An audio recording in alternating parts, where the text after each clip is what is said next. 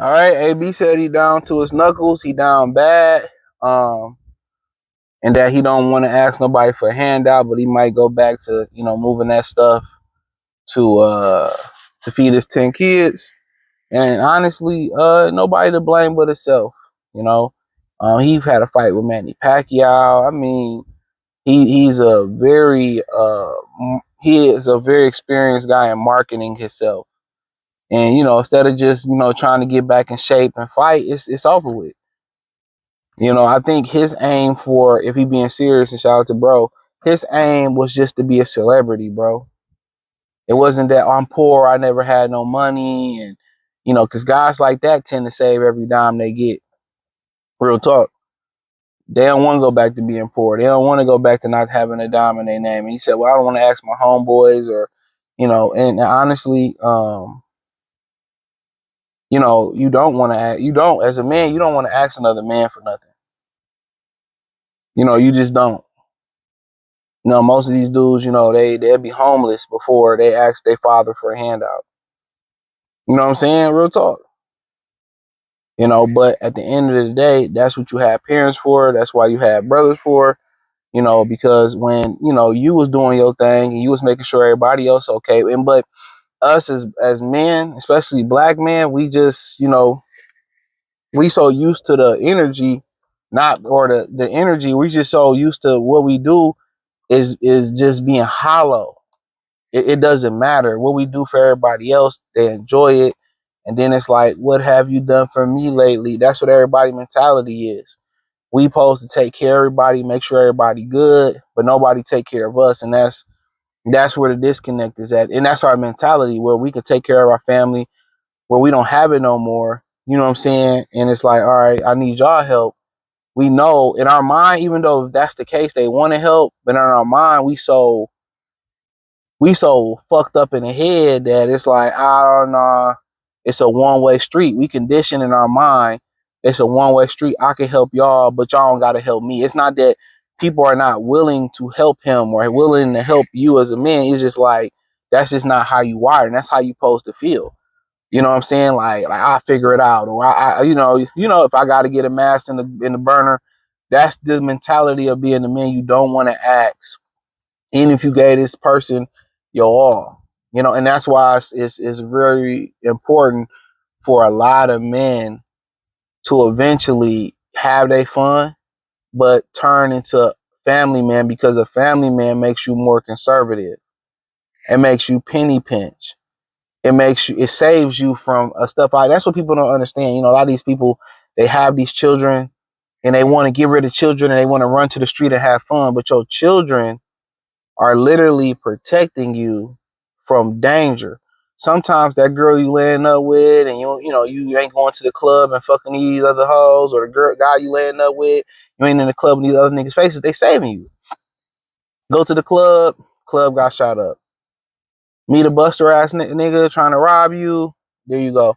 A lot of times that staying in the house or doing stuff with your significant other, your family, a lot of people think they missing something in the real world, and you're not missing nothing. The best moments you can make is with the people you love. May it be your wife, your girl, your sister, your brother, your uncle, your son, your grandmother. Those are the most best memories. And every now and again, yes, you want to step out and have a nice time, with the homeboys. Y'all, want to have an epic night. But epic nights, even if you go out all the time, epic nights happen once every blue moon. Let's keep it real. Them electric nights, that's like one every blue moon. If you go out every night for a year, you lucky if you have like two rememberable nights, and one of them is rememberable because somebody slipped and they got drunk and they slipped in the snow and y'all was laughing. So especially today, like, come on. Out of all the times I went out, it's only a handful of times that I really remember having a great time, like having an epic time. And a lot of the times, the reason why those times was epic when I went out is because something happened. Oh, I got too high, or you know what I'm saying? I remember I tell you this story. So this when Facebook like first started off. So I text this girl on campus, like, what up? Her name was Alex or whatever. She was like, hey, when you see me, pull up on me. So We was at this club in Montgomery. If y'all from Montgomery, y'all probably remember it was called Front Street. So I pulled up. I was drunk. I pulled up on her and I was drunk as fuck. She didn't know who I was. And I was like, yeah, I pulled up. Oh, you was a drunk guy. Funny as fuck. She was cool though. She was from Ohio. And she's like, damn, I didn't know that was you. You was so drunk. I was fucked up. But like shit like that happens. You know what I'm saying? Shit like that happens. Y'all got too fucked up and, whatever, or, oh, I seen Marvin Girl go in the back room at the Q party, like stuff like that. Or, like you meet a bunch of other girls, y'all, with your homies, y'all link back up at the crib. You have, like, yeah, they have some epic time. But in this, from what I hear about partying today, you don't even have those times no more. They ain't fun like that no more. But, for the most part, you ain't missing nothing.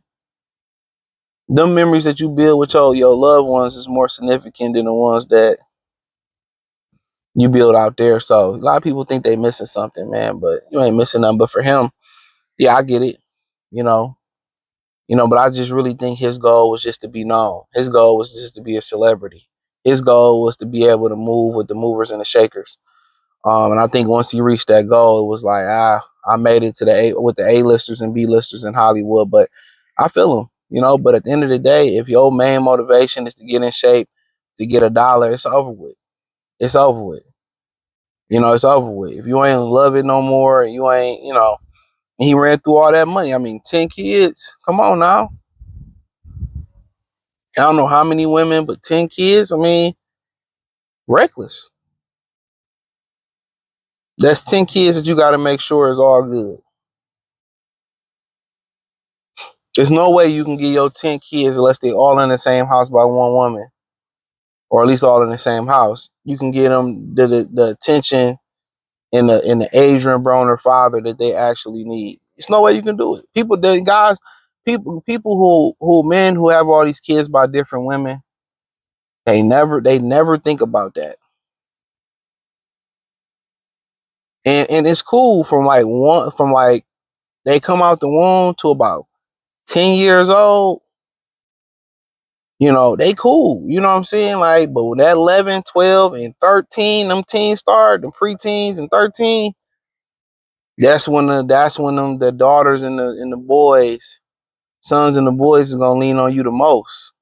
Those are the most significant years for the father. And I think in most situations, not to get off topic, when a child turns 11, they should go stay with their father. The father should be the primary custody of them kids. Or if they're in the same house, the father should really, be with them more than the woman should be. The woman's done her job, whether it's teaching them how to domesticate around the house, the loving nature, the feminine nature. But now it's time for that masculinity to kick in for both the boy and girl, so she can know what a man look like and what's supposed to do. But you can't feel bad for a guy like this. I got love for Adrien Broner, but he fucked up.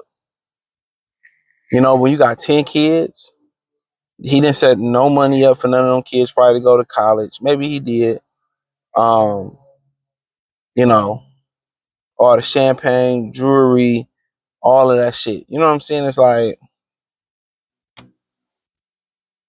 you know, you can't, I mean, you had your opportunity.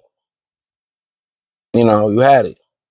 So now you got to fight to survive. It's crazy. You have to fight to survive, brother.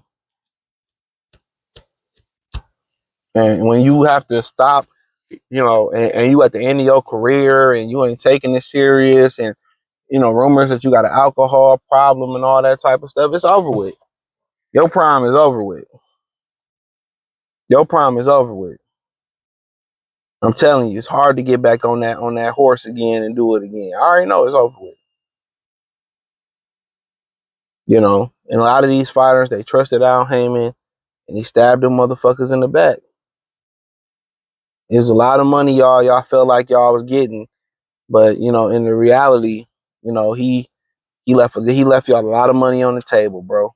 There was a lot of money left on that table that y'all could have had. Destroyed y'all careers, teaching y'all how to move around politics, and his aim was, in my opinion, allegedly his aim was just to finesse the money out of the investors and use boxing as a front. Just allegedly, that's how I feel. And that's what it was. Y'all was pawns. And everybody around that man got pennies on the dollar compared to what y'all should have got. He played all of y'all. Look at Keith Thurman. Why do you think Keith Thurman coming back to fight a guy like Fondor? He went over to, wherever he went over to, got a wife. They spend money. She probably even thinking about half the shit that she had until she came to America. She wasn't thinking about none of that. So now a guy like Keith Thurman, who saved most of his money, drive the Prius and all that type of shit, these women come in and they spend money. If you got kids, now they spend money.